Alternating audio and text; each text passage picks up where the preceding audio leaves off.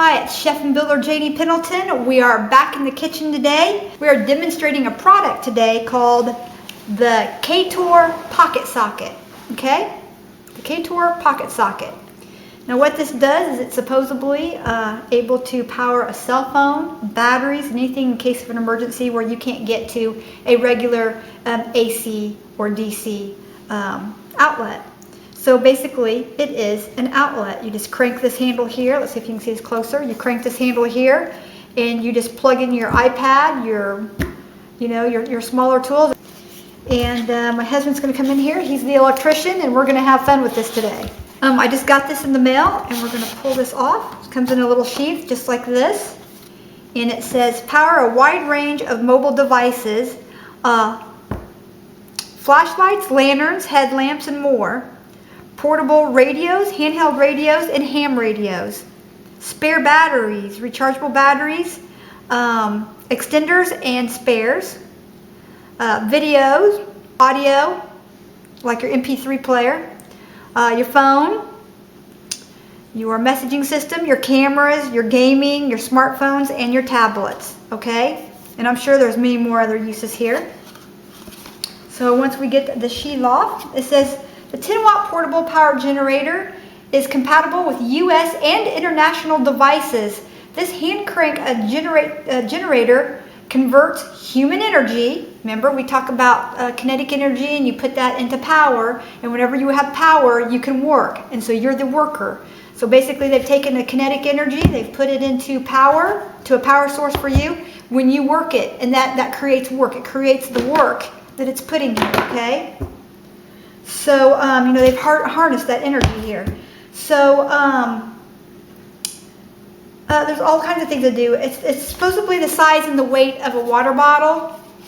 Yeah, I would probably say a small, fully filled water bottle. That's about right. And this hand crank generator is easy to take with you wherever you go. I would agree with the size of that. Pack spare batteries. Packing spare batteries are the thing of the past. I disagree with that. I think that this would probably be better off if you power the spare batteries that you take with you when they discharge. So no more dead batteries. That's a good thing. Backup energy. Ages 8+ can use it. And it's emergency essential and expedition approved. So that means you can take this out in the field with you. So let's find out here. Let's see what we've got.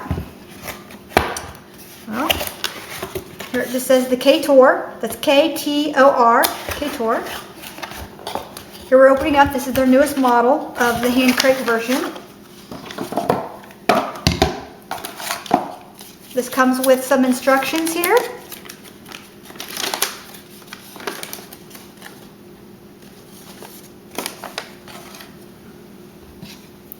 Comes with a rubber band. And here I just have a camera battery. I got extra cameras just like the one I'm filming with now. And this is the battery that it takes. So, and I've got a little light here, so I know when we're getting that going, we're gonna know. I'm gonna go ahead. You can see when I plug this into the wall outlet, the red light there comes on. That means it's charging. Okay, so the rubber band here itself is so you can attach things like this to it, so that way you don't lose your cords and your items and things you can attach to it. And it also keeps that handle from flopping around or from breaking inside of your inside of your pack. And also, who can't use an extra rubber band here and there when you're out bugging out or camping or what have you, okay? So that can come in some handy use there. Handle just opens up like this, okay? Feels comfortable. Right here is the plug-in. Plug that in. Now right here is our battery that we placed in here. There we go. He's charging. Let's see if you can make sure you can see that. Kind of got the cord kind of twisted up here just a little bit.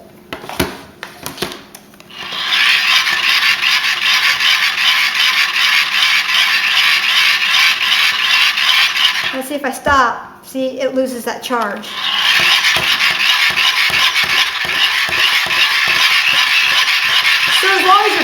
cranking,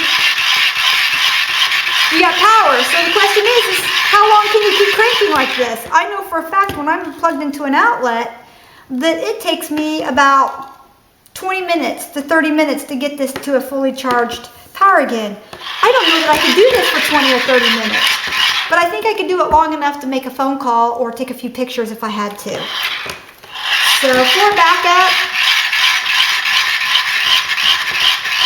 it's lightweight, easy to use. I'll give that part a 10. It's got this new grip on here where it's got the thumbs. It's on the same on the bottom here.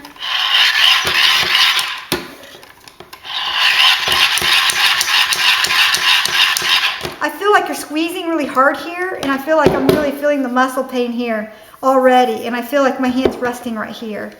I think that it needs, I don't know, then it wouldn't be compact enough probably for your bug out bag if that's your intention, but I almost feel like it needs maybe a little bit of a curve here to hang on to it a little different. Maybe a little bit more of a curve right here. I just feel like it's not in alignment with my wrist properly. I feel like I'm putting pressure here, and I'm putting pressure right here as I crank. So let me turn it and see how it goes. Okay, that feels a lot better.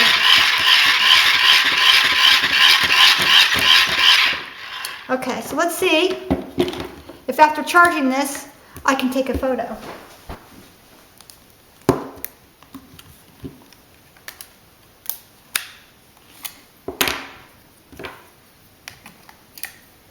Now this was completely dead. There you go. It charged up my thing and shows that the battery is partially full in there. I got 3 bars instead of 4. And I'll take a picture of this thing here.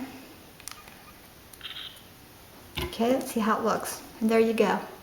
That worked. So, I mean, that gave me enough charge to make some pictures. Okay, we'll charge this one up while we're at it. That was kind of fun. Again, I'm feeling that pressure right here when I'm squeezing. I'm feeling it right here in that hump that they put here. So maybe I need to come down on it a little bit more. Again, I feel more comfortable when it's at a little bit of a tilt. The handle seems to be made out of a nice material. It's very easy to use. Should be 2 rotations per second.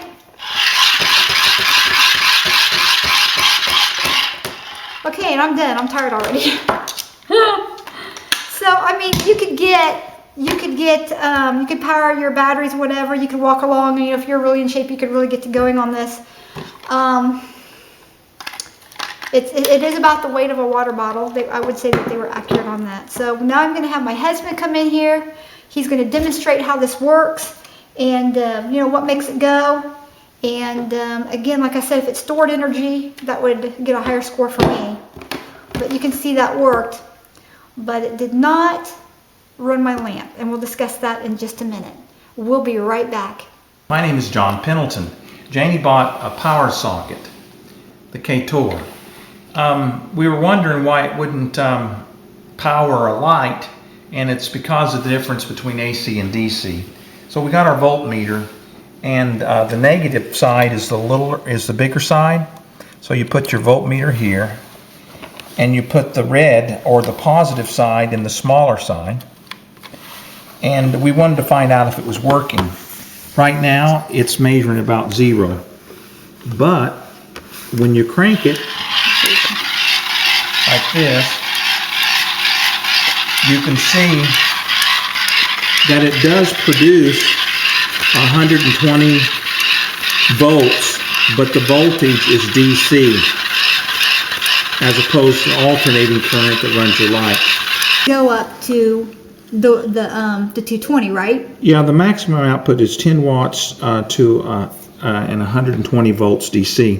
And if you notice, once I stopped cranking, it started dropping. Yeah, I had to start dropping. So it is storing some energy, but not a lot. Now, if I had something actually plugged into here that was drawing the energy, like a cell phone or, you know, an iPad charger, how long do you think it would take to charge up something? Let's go grab my phone and let's I don't know. You can see the dial going somebody down. would have to continually turn it in order to charge it. Because what happens, look here again, the voltage is 120, but the charging capacity of it to charge something is dependent upon your ability to keep cranking. Yeah, so, and it's supposed to be two turns per second is what maintains it. And if you look here on the voltmeter, it's 120 volts DC, that's a direct current, versus an alternating current that runs your light. Only Ktor or somebody could make this and have it actually store power, and then it would store power for a period of time, an hour or two. Then you could be someplace else and say, hey, I need to plug my phone in, and then you'd have the power already stored. Yes, to use this socket, it holds a little power, about 10 volts. And that's well. So your best bet would be to stick some rechargeable batteries on the end of that, crank it, and then get the rechargeable batteries powered up, and then you would have batteries on the go. Well, if you recharge batteries with this, then you'd be good. Yeah. But a lot of the battery chargers are made for the AC current. If you notice on the voltmeter, you can measure DC or amperage or batteries, which is direct current also, or your alternating current, which is what comes right out of here. If your electrician wired it right, whether it's black or white, it doesn't matter. In this particular case, the red is plugged in to the positive side. The black is plugged in to the negative side. On your outlet, this part, the bigger part of your outlet Is your negative. is the negative, and this part of your outlet is the negative also. And the smaller part here, that's connected on both sides of it, is your positive. Okay, hang on just a second. And if you notice, it's 120 volts AC. Now, if I put it in this side of What's it, the difference between AC and DC? it's alternating current versus a direct current. And now will that damage any of your equipment by going DC versus AC when you plug it in? Well, if your equipment is gauged for alternating current, you won't hurt anything by plugging an alternating current in a battery per se. Like if you try to plug in the light here, You're not going to get... you're not going to get light. Now, you would get light. You would get light if it was a DC, if you had a light bulb. Now they show, so I need like a 20 watt light bulb in order to do it, right?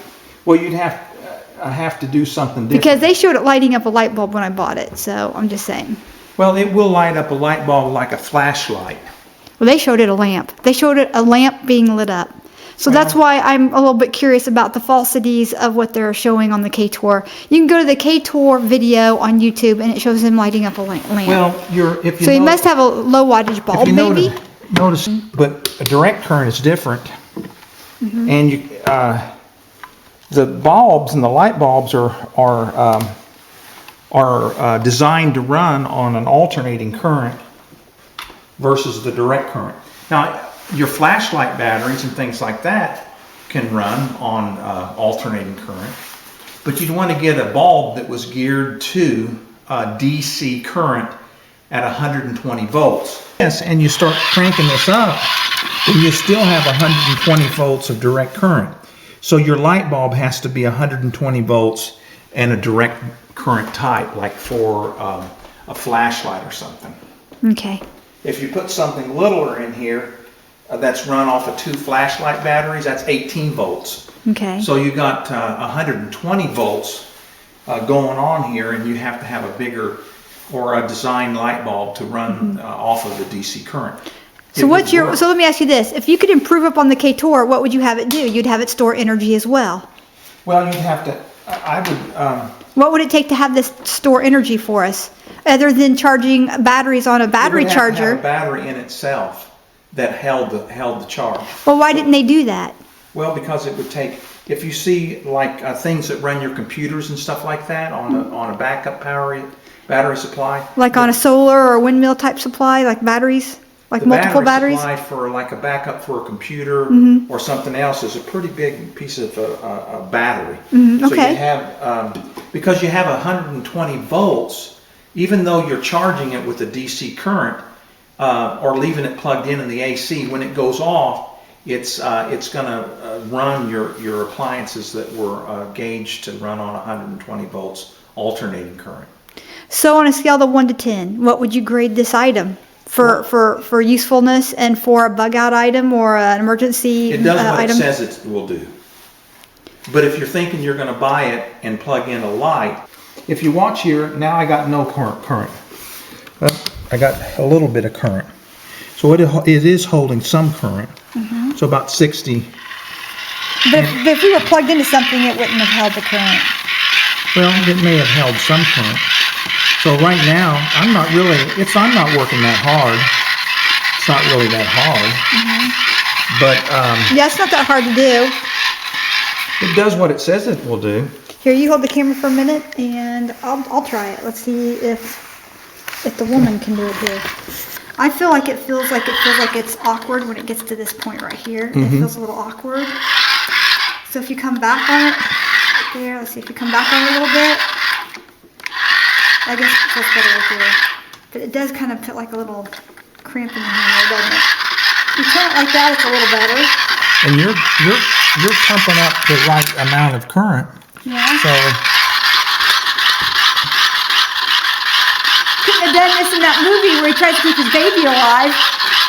no, this would not have worked the equipment. Okay, I'm already tired. Okay, so I'm just saying. Okay, and then we just fold this over like this right here. This handle right here folds over. There's a rubber band that goes on here that you can stick your unit to. Like let's say you want to hook your cell phone to this and your wires to this. Then there's actually a rubber band that wraps around this, a yellow rubber band, and you can tie this to it. And then, so to be honest with you, if the sun is out, I would use my solar charger. If I could get the wood biostove going, I would use the wood biostove to charge my charger in the front of the biostove. If I had my solar, of course I would use my solar because I could clip that on the back of my backpack while I'm hiking to charge things.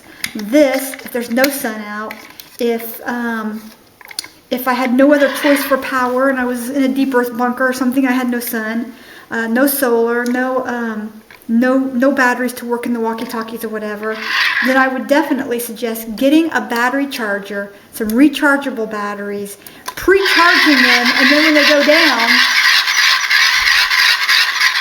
then you have this nice little item right here for backup. And I think you always need a backup, especially if you want to have some sort of communications between walkie-talkies and cell phones. So I'm going to give the Ktor, I'm going to give it a 7. It flows easily. I think it felt a little awkward in my hand. I know they added the grips to it, and that without the grips that would have really felt awkward. But I just can't help but feel that it needs something. I know they wanted to keep it compact, but I can't help to feel like it needs a knob or something here, like it has here. And I think it also needs a way to store the charge. Even if it's just enough to give you a couple of phone calls on a telephone, I think storing the charge would be important.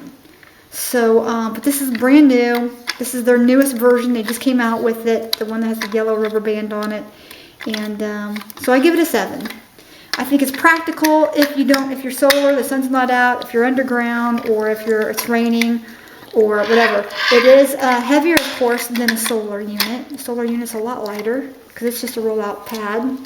The solar charges, I'm going to say probably the solar probably charges quicker as well.